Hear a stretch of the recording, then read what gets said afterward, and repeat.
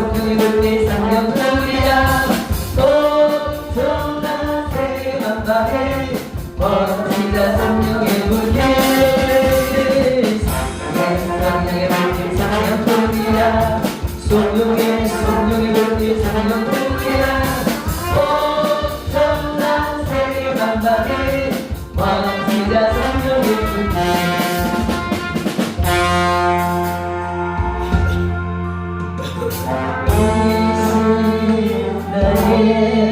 하나님이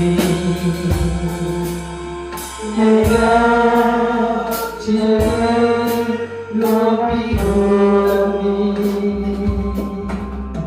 영원히 주의 이름을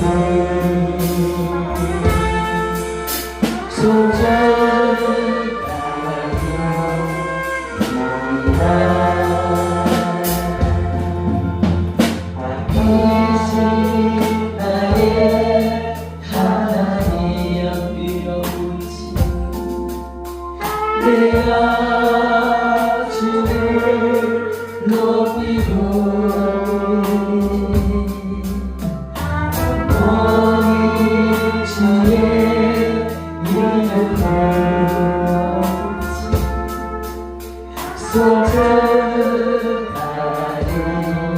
소중하리이다.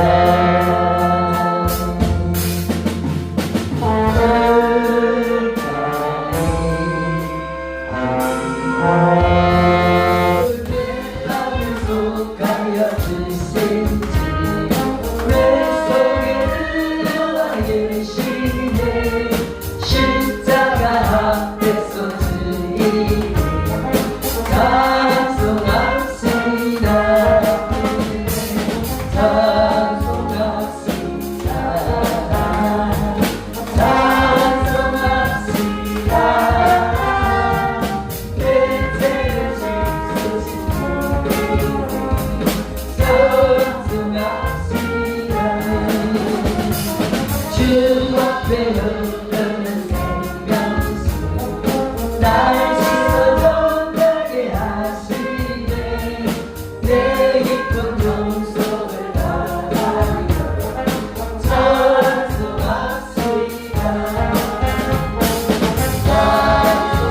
찬송합시다. 찬송합시다. 내 죄를 씻으신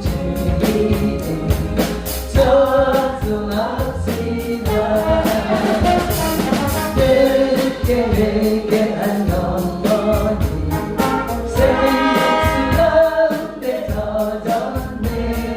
또 높고 순전한 주님 찬송합시다. 찬송합시다. 찬송합시다. 내 죄를 씻으신 찬송합시다.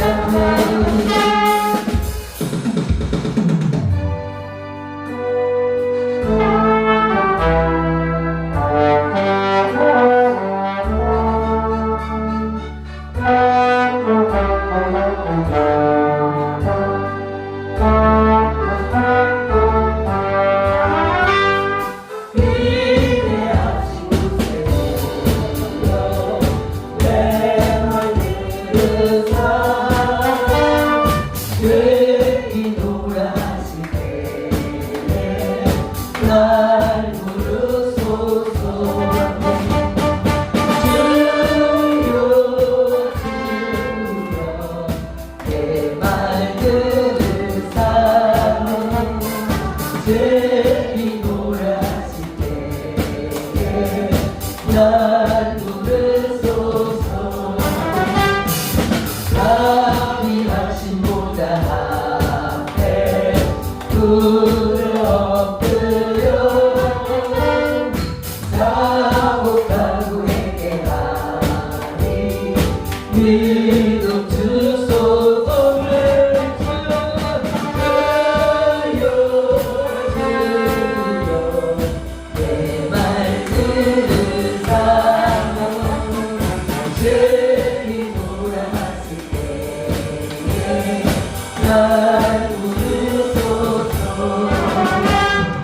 주께 건너지하여 주께 가오니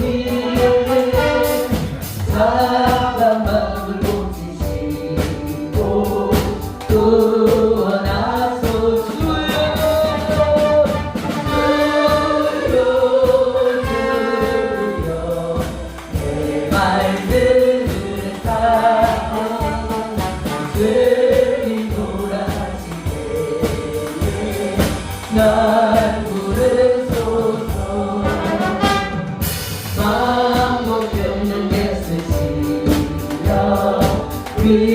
위로하소서. 우리 주와 같은 신이 어디 있을까. 주여 주여 내 말 들으사오. 죄이 돌아가시게 날 부르소서.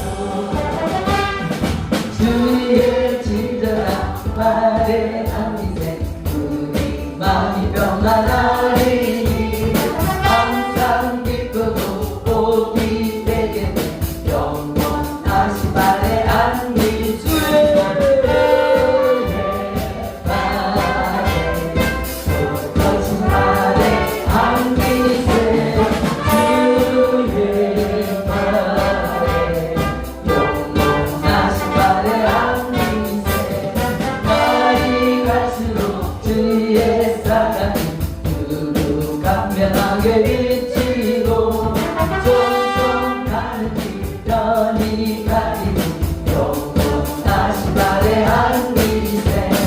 주의 발에 거친 발에 안기세. 주의 발에 영원하신 발에 안기세. 주의 보좌로 나아갈 때에 기뻐 찬미 소리 외치고 또다 두려움 없어지니 영원하신 발에 안기세. 내 발에 거친 발에 안기세. 주의 발에 영원하신 발에 안기세. 영원 편이신 것과 나이로도 안전한 복음 복음까지도 다스리시는 주의 영원한 발을 위해 주의 영원하신 발 함께 하사 항상 나를 붙드시니 어느 곳에 가든지 영원하지 않으니 주의 발을 의지합니다. 누굴 나를 버려도 예수님 함께 동행함으로 주의 은혜가 충만하리니 주의 영원한 발을 위해 주의 영원하신 발 함께 하사 항상 나를 붙드시니 어느 곳에 가든지 영원하지 않으니 주의 발을 의지합니다. 꿈이 연약해 줘도 위한 힘을 주시며 기대할 때도 안고하시는 주의 영원한 발을 위하여 주의 영원하신 발을 함께 하사 항상 나를 붙드시니 어느 곳에 가든지 영원하지 않으니 주의 발을 의지합니다. 다름도 주께 없으니 나의 인생을 주께 맡기며 너의 모든 짐 대신 지시는 주의 영원한 발을 위해 주의 영원하신 발 함께 하사 항상 나를 붙드시니 어느 곳에 가든지 영원하지 않으니 주의 발을 의지합니다. 주의 빛이지 주 영광 찬란해 이 세상 어떤 빛보다 빛거릴 노래 주의 영광이 나네 내게 비춰주시옵소서. 밝은 얼굴 배울 때 나의 영광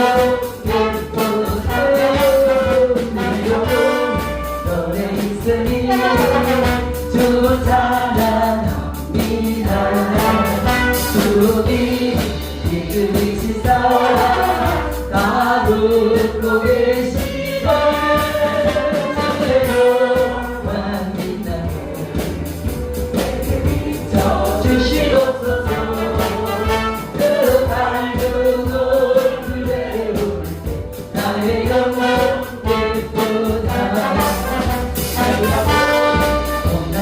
주셔서 주 함께 하실 때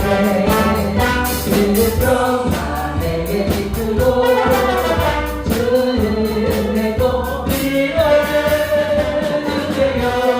난 빛나고 내게 비춰 주시옵소서. 그 밝은 얼굴에 보일 때 나의 영혼 예쁜 내 영혼 기다리고 큰 소망 넘치네. 주 예수 복을 주시고 또 내려주시네. 주세요. 난 빛나서 내게 비춰 주시옵소서. 그 밝은 얼굴에 나의 영혼 예쁜 사랑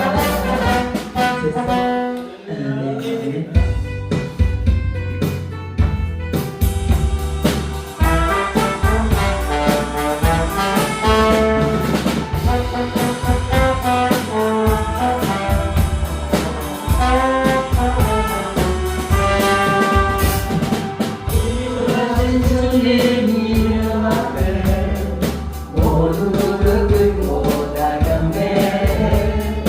거룩하신 주님 보좌 앞에 엎드려 절하세. 두 손 들고 예수는 그리스도 예수는 주님 하나님의 영으로 경배드리니 주님 이름 앞에 모두 무릎 꿇고 다 경배. 거룩하신 주님 보좌 앞에 엎드려 절하세. 예수는 그리스도 예수는 주님 하나님의 영으로 경배드리니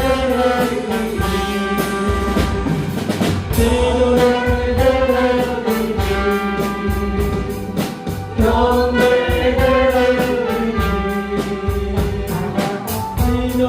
주님 이름 앞에 모두 무릎 꿇고 다 경배.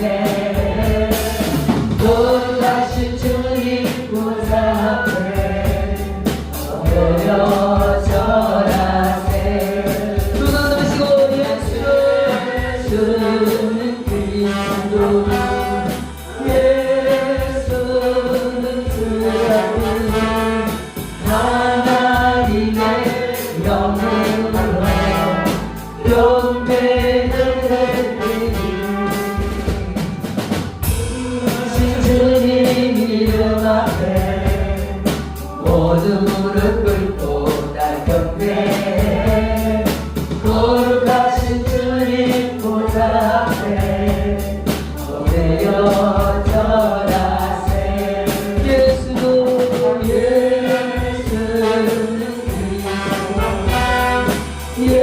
예수는 주님 하나님의 영으로 경배드리니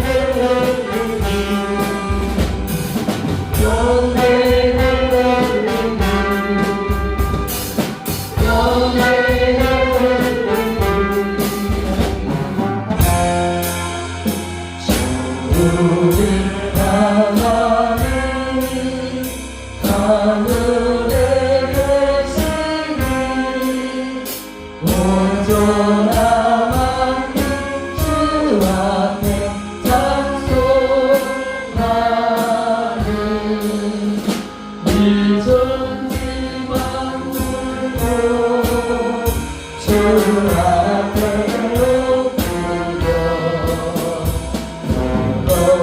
거룩하신 이름을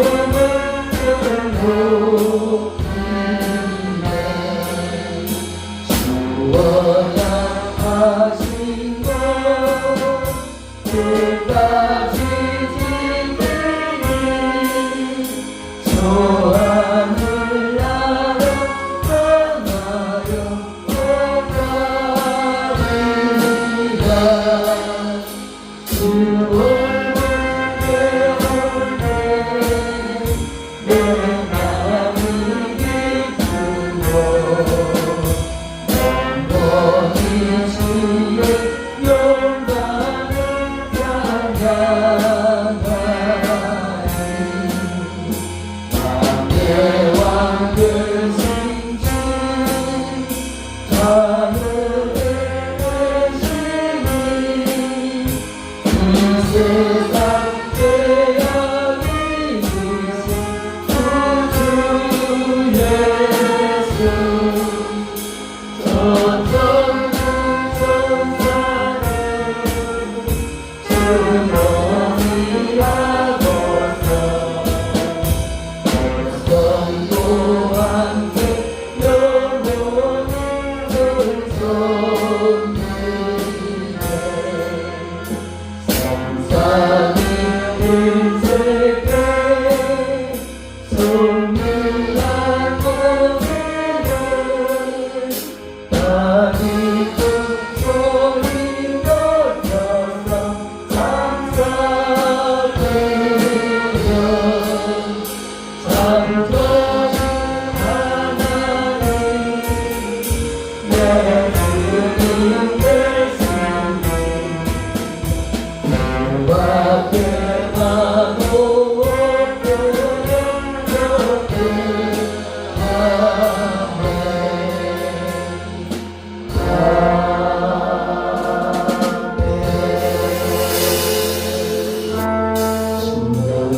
주님이 가난한 자는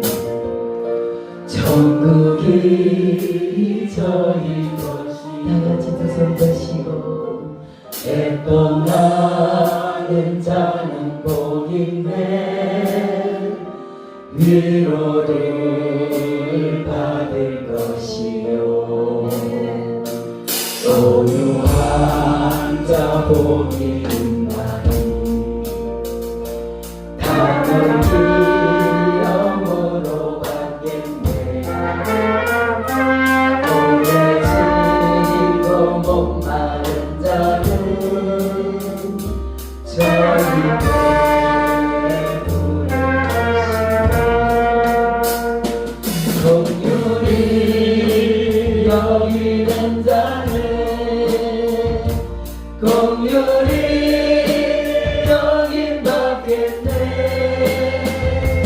마음이 정결한 자는 하나님을 볼 것이요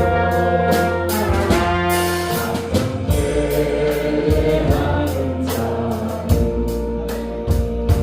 하나님의 아들이라 일건데 너를 위하여 핍박받는 자 천국이 저희 것이라 내게 여기는 자는 긍휼히 여긴 받겠네 마음이 정결한 자는 하나님을 볼 것이요 함께하는 자는 하나님의 아들이라 일건데 너를 위하여 핍박받는 자 천국이 저희 것이다 내게도 주소서 내가 복을 받기 원하네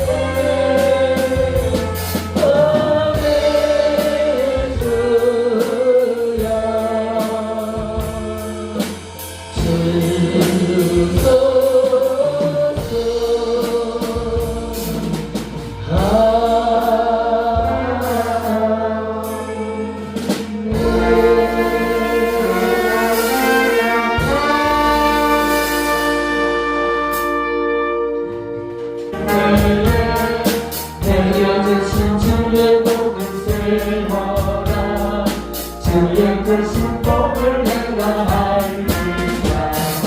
다른 모든 새로 보아라. 그 신복을 내가 알리라. 모든 것을 새로 보아라. 주의 그 신복을 내가 알리라. 세상 신복 전문을 두르고 주가 나를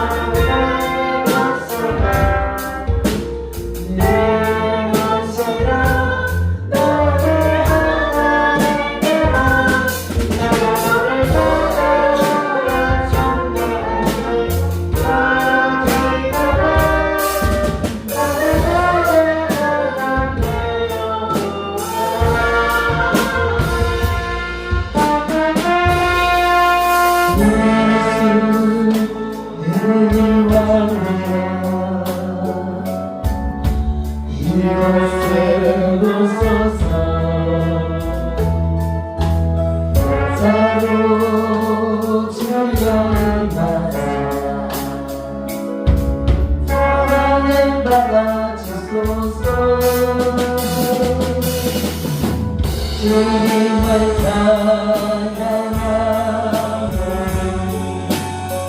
주님을 경배하노니 왕이신 내 세워주소서 나를 다스리소서.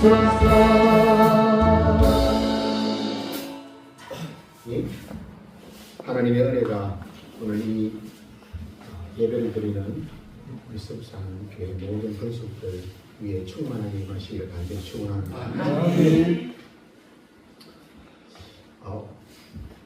수년 전에 제가 협동으로 섬겼던 교회에서 한 안수 집사님으로부터 문자를 받았습니다. 그분은 저보다 나이가 한 5살이 많았고 그 중년 시절에는 아내와 함께 교회에서 또 교사로서 성가대로서 맡겨진 직분에 최선을 다하면서 열심히 신앙생활을 했답니다. 법대 교수였던 이분은 주일학교 교재를 만들어서 그 만든 교재가 그 교단에서 주일학교 교재를 쓸 만큼 또 상당히 재능도 있었던 분입니다. 그런데 어느 날 그분의 아내가 병이 들었습니다.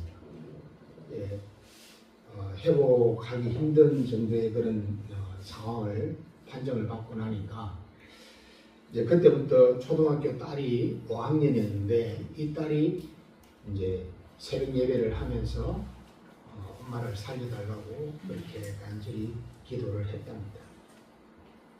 물론 자기 자신은 더욱 말할 것도 없죠. 이분 스스로가 나름 좀 잘났다 하는 그런 인물이다 보니 아내를 좀 많이 이렇게 섭섭하게 하고 그런 부분들도 많았던 것 같습니다. 결국 그 아내분은 떠났습니다. 그런데 그때부터 이제 이 초등학교 5학년인 딸이 이제 삐뚤어지기 시작합니다. 교회를 아버지의 성화에 모니에서 나오기는 나오지만 정말 그냥 이렇게 반항하는 그런 모습들을 여실히 보여주기 시작했습니다. 그때부터 이제 계속되어서 시작된 신앙생활이 연세대학교 1학년 의대에 다니는 중에 결국 이 딸은 자살을 했습니다. 그러니까 아내도 딸도 이제 잃어버린 이분은 그 당시에 이분의 그 가정은 굉장히 불도가 심했던 가정입니다. 부모님들 세대에서는. 그러니까 유일하게 이제 예수님을 믿는 가정이 이분의 가정이었는데 이런 불행한 일이 닥치니까 그 아버지께서는 더욱 이 아들을 핍박하는 것입니다. 뭐 한마디로 그냥 너 그 아내도 딸도 살려주지 못하는 그 하나님, 뭐 그 하나님이 그렇게 정말 살아있는 신이라고 정말 대단한 분이라고 네가 그렇게 그게 기독교에 빠져서 미쳐서 그렇게 하고 있느냐. 그 이후로 이분도 많은 갈등을 느낍니다. 그러면서 오랜 세월이 흘러도 자기에게 이 그런 어떤 아픔의 저주를 내린 것이 결국 하나님의 뜻이라면서 여전히 교회를 맴돌기만 할 뿐이었고 정말 성전 문지방만 넘나드는 주님께 가까이 나아오지도 못하는 그런 안타까운 사연을 가진 문자였습니다. 부족한 제가 이 문자를 받고 참 이분을 위해서 내가 뭐라고 위로를 해야 될까? 무슨 상담에 대한 대답을 드려야 될까? 참 막막했습니다. 그때 제가 이제 상고했던 말씀이 갑자기 생각났습니다. 욥이 생각났죠. 하나님께 의인으로 인정받은 욥. 그 사람은 온전하고 정직하며 하나님을 경외하고 악에서 떠난 자더라라고 하나님께서 친히 의인이라고 인정을 해주신요. 그의 삶이 생각이 나서 잠시 그분께 욥에 대한 내용을 이렇게 해줬던 생각이 났습니다. 제 인생의 삶에 있어서도 저도 참 못된 삶을 많이 살았습니다. 사람들이 보기에도 하나님이 보시기에도 정말 너무나 흠이 많고 부족한 모습으로 저도 살아드렸습니다. 제가 말씀을 참 이 성경 하나님의 말씀을 대할 때 처음에는 제가 그때가 2000년도입니다. 2000년도에는 성경을 읽기만 하면 막 잠이 왔습니다. 그런데 이제 우리 우리 아버지학교 형제들 그 기도 모임에서는 이분들이 뭐라고 말씀하셨냐면은 그 기도 모임에서 나눌 때 늘 항상 오늘 새벽에 큐티 시간에 하나님께서 나에게 이런 말씀을 해주시더라. 오늘 밤에 어젯밤에 우리 가족들과 가정 예배를 드리는데 하나님께서 나에게 이런 말씀을 주시더라. 말씀을 주시더래요. 그래서 제가 물어봤습니다. 하나님이 뭐야? 그러면서 막 이렇게 이야기를 해줘요. 그게 들려요. 이러면서 막 제가 물어보고 했더니 그분이 하시는 말씀이 막 그때 제가 그런 이야기를 하니까 사람들이 막 웃어요. 웃으면서 성경을 읽으라고, 성경을 읽으면 말씀을 해 주실 거라고, 들을 때도 있을 것이라고. 그래서 저는 성경을 읽을 때마다 많이 이제 하나님의 음성을 들어보려고 했고, 또 이렇게 그럼에도 불구하고 성경만 보면 막 잠이 오고 그랬습니다. 한때 처음에는. 그러다 어느 날 제가 이 시편 73편을 읽었을 때 어찌 보면 제가 우리 친구들을, 저를 전도했던 친구들한테 비판했던 말씀인 것 같기도 하고, 또 제 스스로가 그래도 뭐 1년이든 2년이든 신앙생활을 하고 있다 하면서도 아직까지 제자리 걸음을 하고 여러 가지 불신과 의욕 속에 있던 저를 일깨워주는 듯한 그런 말씀이었습니다. 여러분 어떻게 생각하십니까? 욥이 말입니다. 하나님께서 그렇게 의인이라고 사탄 옆에서 칭찬했던 욥이 하루아침에 7 아들과 3 딸을 잃어버립니다. 그리고 그가 가지고 있던 모든 재산이 하루아침에 다 날아가 버리고 본인은 차라리 죽음보다도 못한 그런 환경에 처하고 말입니다. 그럼 이것이 하나님의 저주일까요? 아니면 이것이 하나님의 공의일까요? 저와 여러분들은 우리 모두는 이 세상과 구별되어진 거룩한 하나님의 자녀요, 거룩한 하나님의 백성으로 성도로서 이 땅에서 하나님의 나라의 백성으로서 이 땅에서는 이방인으로서의 나그네의 삶을 살아가고 있습니다. 저 천국 본향을 사모하며 아버지의 나라가 이 땅에 이루어지어서 확정되어져서 참된 평강을 누리며 살아가기 원하고 있습니다. 그러나 우리 성도들도 육신을 가진 인생으로서 신앙의 여정 가운데 하나님의 뜻을 저버리고 세상의 문화와 가치관에 빠져서 나의 육신의 만족과 나의 유익을 위하여 살아가면서 많은 경우에 우리는 시험 들었다라고 이야기할 때가 많습니다. 그런 말을 할 때 그런 사람들의 대부분의 경우는 제가 나름 한 정리를 해봤는데 크게 한 3가지 형태로 구분이 됩니다. 첫 번째는 내가 간절히 구하고 원했는데 응답이 없더라. 하나님은 구하고 찾고 두드리면 주신다라고 했는데 당연히 주셔야 될 그 하나님께서 내가 그토록 부르짖고 찾았던 것을 주시지 않았을 때, 응답이 없을 때 하나님께서 나를 외면하시는 것 같고 그래서 섭섭하고 화가 나기도 해서 시험에 드는 경우가 많습니다. 또 다른 경우는 뜻하지 않는 엄청난 고난과 고통이 몰려올 때도 그렇습니다. 아까 비유했던 그 안수 지사님처럼 나는 하나님을 믿는 하나님의 자녀인데 왜 어떻게 나에게 이런 일이 있을 수 있는가? 비록 믿음은 연약하여서 넘어지고 깨어질 때는 있지만 하나님, 제가요 하나님을 믿고 영접하기 전에는 저에게 이런 고난, 고통, 아픔이 없었습니다.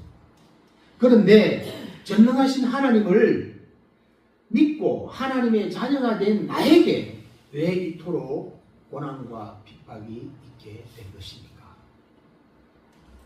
내가 감당할 수 없는 이런 고통을 왜 나에게 주십니까? 라고 하나님의 주권을 인정하면서도 우리들 스스로 그 시험에 빠지는 경우가 있습니다. 또 다른 하나의 경우는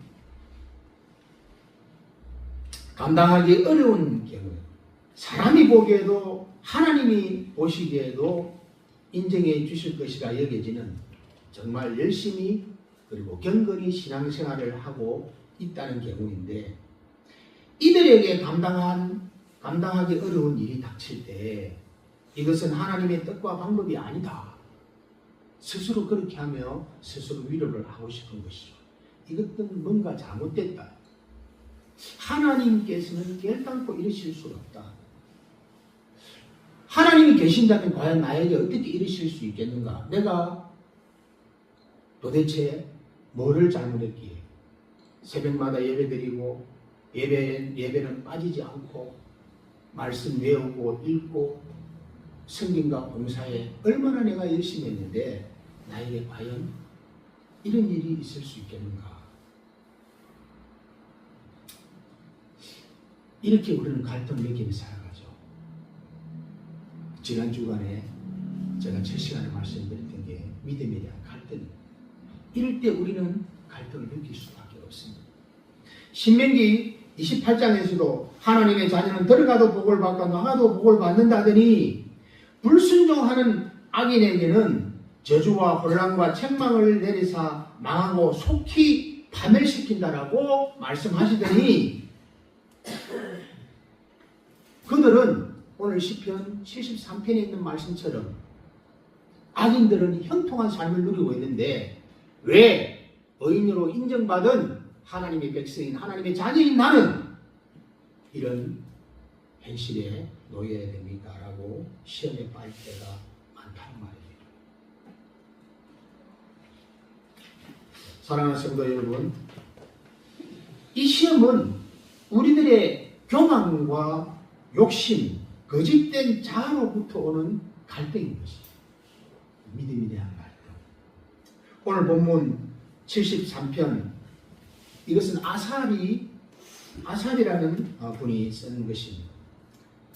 아삽에 대하여는 성경에 대해서 여러 군데에서 말씀을 하고 있습니다. 역대상 16장 4절 6절에는 또 레위 사람을 세워 여호와의 궤 앞에서 섬기며 이스라엘 하나님 여호와를 찬송하며 감사하며 찬양하게 하였으니 그 두목은 아삽이요. 오늘날로 보면 성가대장이겠죠.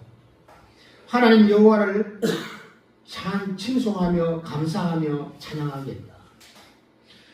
역대하 29장 30절에 히스기야 왕이 기인들로부터 더불어 레위 사람을 명하여 다윗과 선견자 아삽의 시로 여호와를 찬송하게 하매 저희가 즐거움으로 찬송하고 몸을 굽혀 경배하니라. 선견자로 아삽은 하나님 앞에 쓰임을 받았습니다.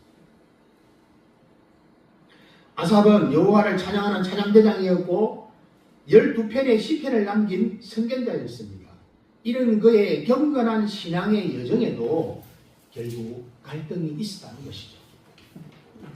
오늘 본문 1절부터 3절 제가 한번 읽어보겠습니다.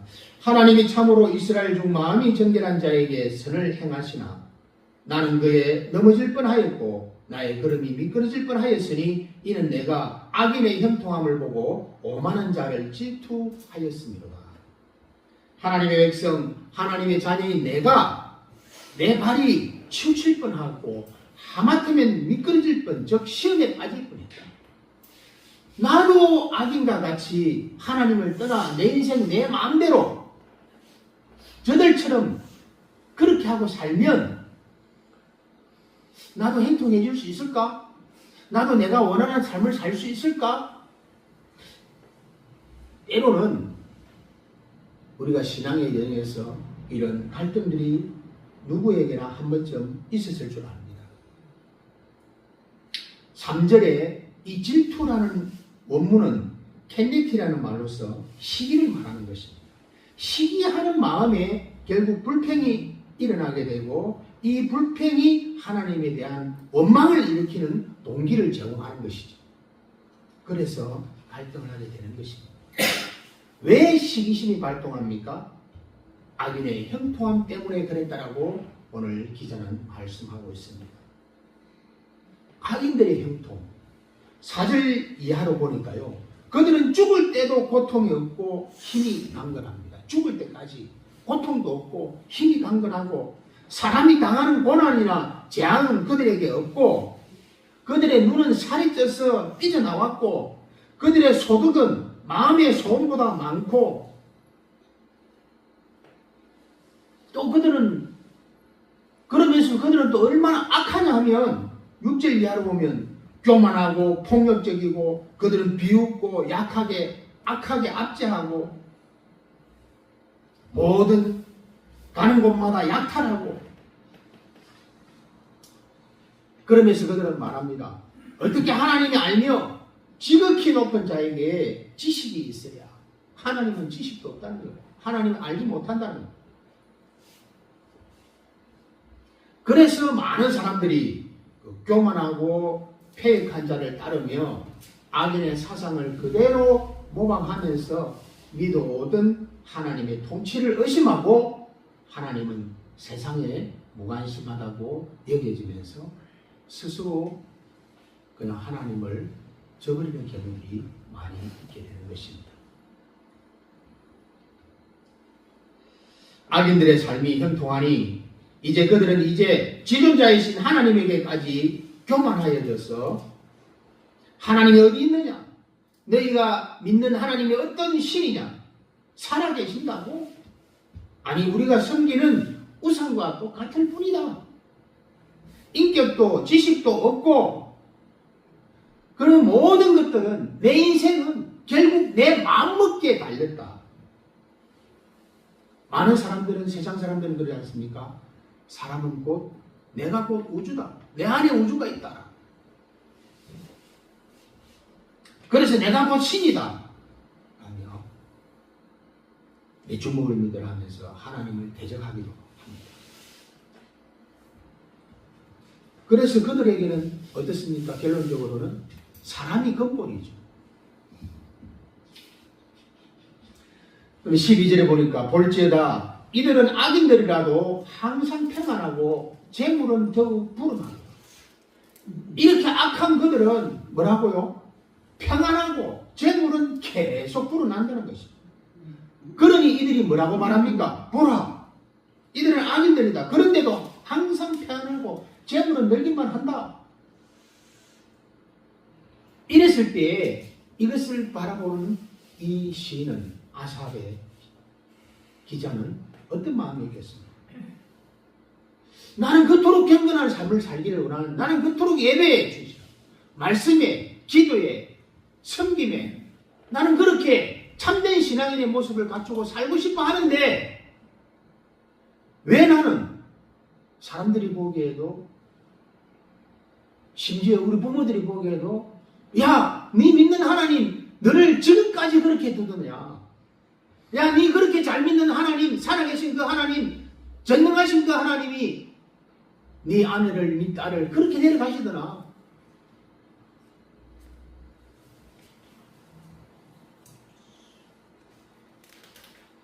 그럴 때 이 갈등 속에 쌓이는 우리들은 간혹 계신가 할 때도 느낄 때가 있을 것입니다.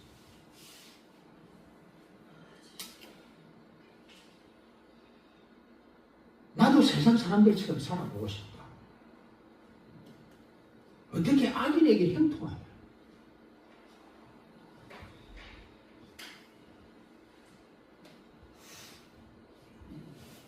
마음이 청결한 자는 복이 있다고 했는데 결국 환경 앞에 믿음이 흔들리는 것입니다.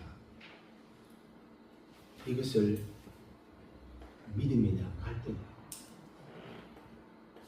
저는 간혹 말씀을 드립니다. 한 번쯤 의심은 해봐라. 진정한 믿음은, 신실한 믿음을 내가 갖기 위해서는 한 번쯤 의심해봐라. 그리고 내가 정말 하나님 앞에 믿는 자로서 본문을 하고 있는지도 생각을 해요. 그것이 내 욕심인지,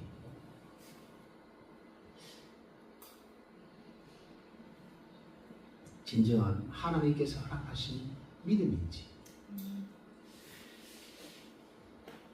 13절 15절입니다.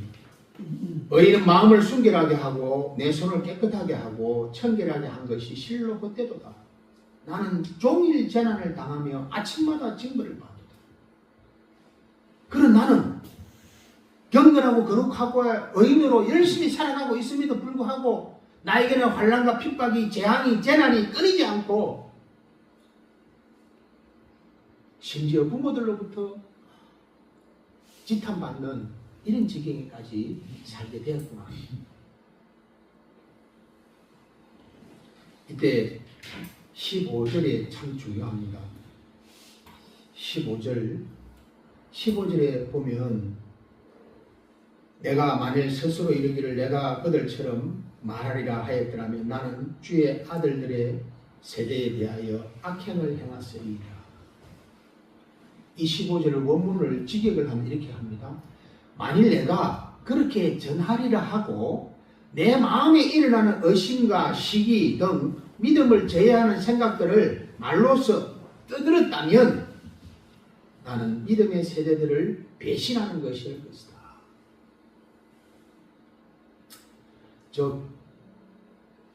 이 아삽은 믿음 없는 자 같이 하지 않고 절제하고 내 속에 있는 말들을 함부로 말하지 않았다는 것입니다.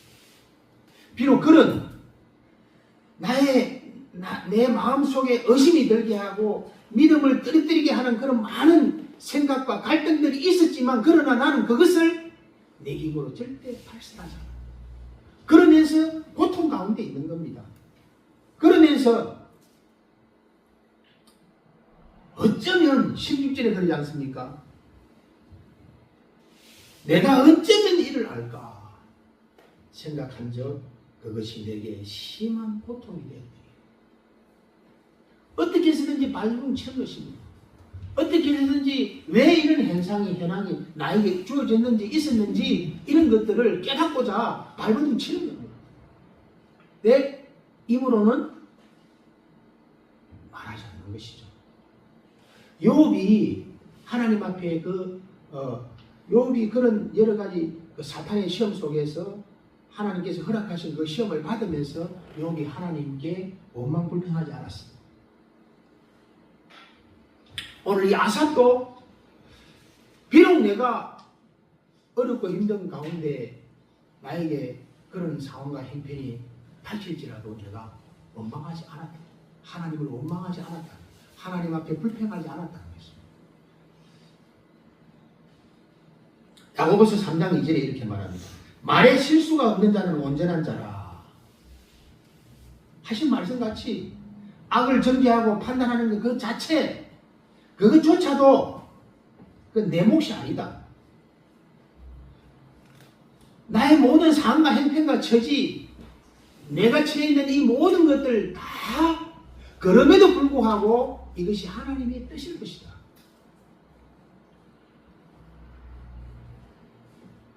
그렇게 고민하고 발버둥 치면서 아삽이 어떻게 합니까? 하나님께 여쭤보자는 거죠. 하나님께 여쭤보자는 것입니다. 이 16절을 원문으로 직역하면 어쨌든 내가 이것을 알려고 깊이 생각하였으나 그것은 내 눈에 고생이었고, 그 무슨 말입니까? 내 눈에 고생이었다는 말은 내 실상은 변함이 없다는 겁니다. 나는 여전히 어렵고 힘들고 고난과 고통 중에 있는 건 내 상황은 변함이 없다는 것입니다. 17절입니다. 17절에 보니까 하나님의 성소로 들어갈 때에야 그들의 종말을 내가 깨달았나이다. 그러나 내가 하나님의 성소에 들어가서야 그들의 마지막을 깨달았습니다. 악인들이 형통했던 그 부러워했던 그 악인들, 그들의 그 형통을 내가 얼마나 부러워했는데 내가 성소에 들어갔어야 그것을 깨달았다는 것입니다. 그들의 마지막을 깨달았다는 것입니다. 18절 19절입니다. 하나님께서는 그들을 미끄러운 곳에 두셔서 그들을 황폐한 곳에 떨어뜨리셨습니다. 어떻게 그들이 순식간에 황폐하게 되었습니까? 그들이 공포로 완전히 끝났습니다. 악인의 형통은 질투의 대상이 아니라는 것을 이 시인은 기자는 깨달은 것입니다. 어떨 때 그걸 깨닫게 됩니까? 성소에서, 오늘날의 교회에서 성경 읽고 설교 듣고 찬양하며 교제하며 기도할 때 성령께서 알게 해 주셨다는 것입니다. 그러고 나니까 20절로부터 24절에 자다가 깬 꿈처럼 주님께서 계실 때 그들의 형상을 당신께서 멸하실 것입니다. 참으로 제 마음이 쓰러지고 제 콩팥이 찔리는 듯 아파도 저는 우둔하고 아는 것이 없어 당신께 진실과 같았습니다. 그러나 저는 항상 주님과 함께 있으니 주님께서 제 오른팔을 잡고 계셨기 때문입니다.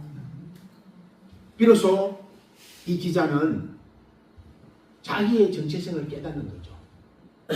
성도가 하나님의 자녀된 것이 얼마나 소중하고 귀중한 것이라는 것입니다. 그리고 그 악인의 형통함이 아무것도 아니고 한낱 바람에 흩어 날려지는 것과 아침 안개와 같은 것들이라는 것을 깨닫게 된 것입니다. 이것을 깨달았으니 어찌 찬양이 나오지 않겠습니까? 그것이 25절에서 28절 아니겠습니까? 오늘의 말씀을 정리해 보겠습니다. 첫째로 믿음이 없는 사람들이 그들도 형통할 수 있다는 것입니다. 저도 사실은 그랬습니다. 반에서 우리 친구들이 막 저를 전도할 때 그랬습니다. 예수 믿으면 복 받는다. 잘 된다고. 그럼 저는 그렇게 하죠. 너는 그러면 너는 복 받은 내 삶이 그러나 너는 하나님이 능력이 그거밖에 안 되나? 제가 막 핍박하고 따졌던 적도 있었습니다. 뭐 그렇게 잘 하니까 어느 날부터는 아예 저한테는 전도를 안 합니다.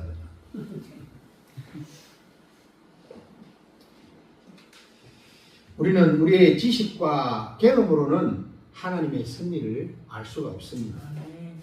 신학적으로는 일반 은총이라 하는 것이 우리가 잘 아는 악인에게나 선인에게 하나님께서는 해를 골고루 비춰주시고 비를 골고루 내려주시죠.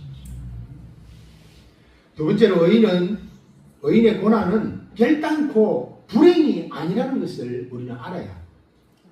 의인에게 고난은 육신의 정욕과 이생의 자랑과 안목의 정욕을 제어하는 나된 것을 죽이는, 그래서 나는 죽고 내 안에 나의 주인이신 그리스도 예수께서 살게 하시는 그것, 나의 육신적인 것들이 그 죽는 그것이 고난이죠. 우리 그리스도인들에게는 나에게 주어지는 환경이나 상황이나 여건이나 형편을 통해서 내가 그런 것들로 어떤 고난이 아니라 우리 그리스도인들이 고난이 여기는 것은 오히려 어떤 것, 내가 죽기 위해서 나를 제어하는 것들, 내 육신의 정욕을 제어하는 것들, 내 육신의 욕망을 제어하는 것들, 그것들을 내가 죽이는 그것이 오히려 더 고난이라는 것이죠. 그것이 고통이어야 된다는 것이죠. 그것이 무엇입니까? 경건의 유익이라는 거예요. 그것을 내가 이기려고 발버둥 칠 때 이것이 우리에게는 그래서 고난이 유익이라는 거예요. 어떤 분이 설교 중에 그런 말씀을 하시더라고요.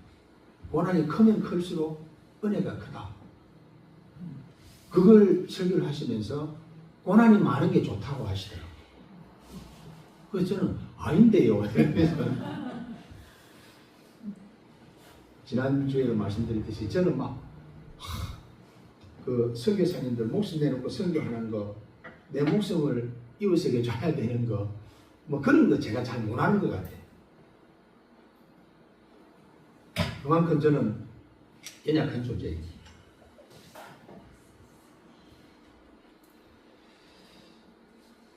바로 그것이죠. 내가 죽는 그것, 나의 자아, 나의 가치, 나의 나된 그것들을 죽이는 그것이 우리는 그만큼 힘든 것이다. 그리고 그것을 내가 계속적으로 반복적으로 그것을 나는 죽고 내 안에 그리스도께서 사시게 하는 그것이 우리에게 유익이라는 것입니다. 셋째로는 의심과 시기는 마귀에게 틈을 주는 것으로 교회에서 말씀과 기도로 성령의 도우심으로 시험을 이기고 승리해야 하는 것입니다. 열심히 일하고 섬기는 것도 중요하지만 바른 신앙이 더 중요합니다. 우리의 바른 신앙은 성령께서 우리를 진리 가운데, 의 가운데, 생명 가운데 인도하실 때에 우리가 순종함으로 나아가는 것입니다. 본문 1절 하나님께서는 참으로 이스라엘 중 마음이 정결한, 이때 이 마음의 정결한 히브리어로 바른데 깨끗한 순수한 이런 그런 자에게 선을 행하신다고 하셨습니다. 이 말씀들이 얼마나 오묘한 말입니다. 많은 이스라엘들이 다 이스라엘인이 아니라는 거예요. 참 이스라엘인이 있다는 것입니다. 오늘날 교회로 보면은 교회 안에 많은 신자들이 있는데 정작 하나님께 인정받은, 하나님께서 너는 내가 사랑하는 내 아들이라고 인정받는 그런 사람들이 아닌 사람들도 있다는 거예요. 우리 주님께 외면당할 사람들도 있다는 거예요.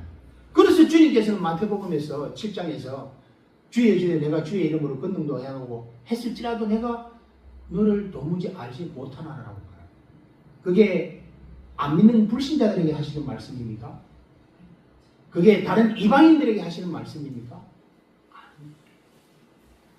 오늘 이 하나님이 시편 1절에도 하나님이 참으로 이스라엘 중 마음이 정결한 자에게 선을 행하시나. 아닌 사람들이 있다는 말이죠.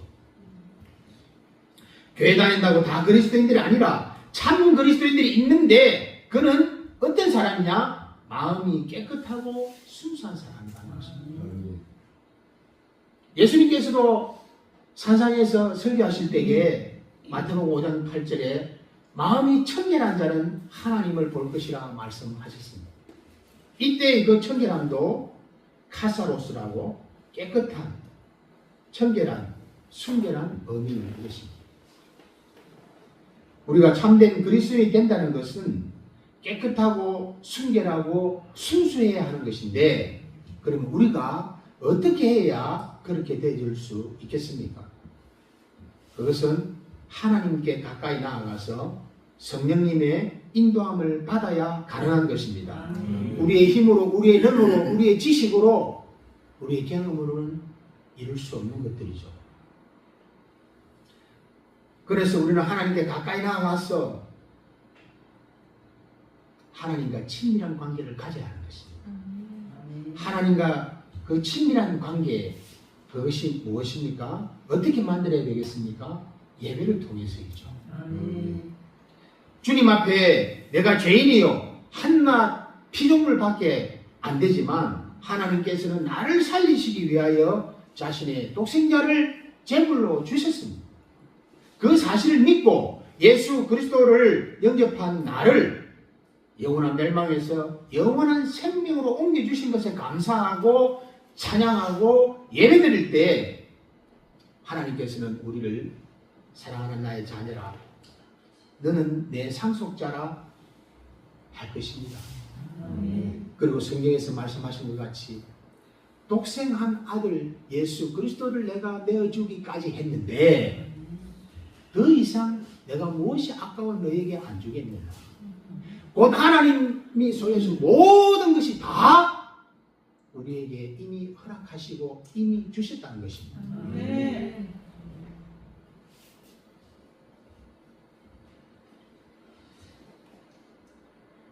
하나님의 모든 것을 다 받은 우리가 오늘 아삽이 성전에서 예배할 때 주님과 교통 가운데서 성령께서 깨닫게 해주심으로 말미암아 알았습니다.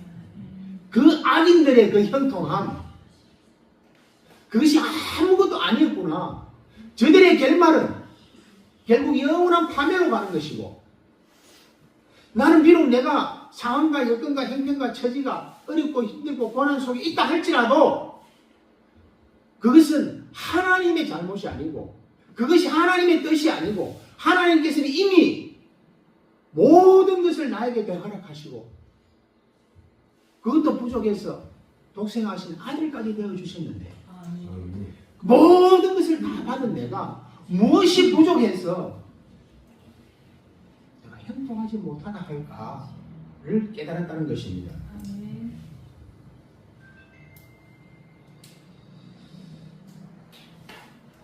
하나님께 가까이 하면 내게 복이라.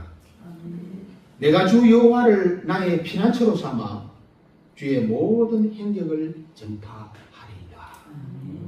아삽이 고백한 것처럼 우리도 교회에서 성경 읽고 설교 듣고 찬양하며 교제하며 기도할 때 은혜로운 하나님을 만남으로 말미암아 회개가 있고 치유와 회복이 있고 감사와 찬양이 넘치는 우리 모두가 되시기를 예수 그리스도 이름으로 축원합니다.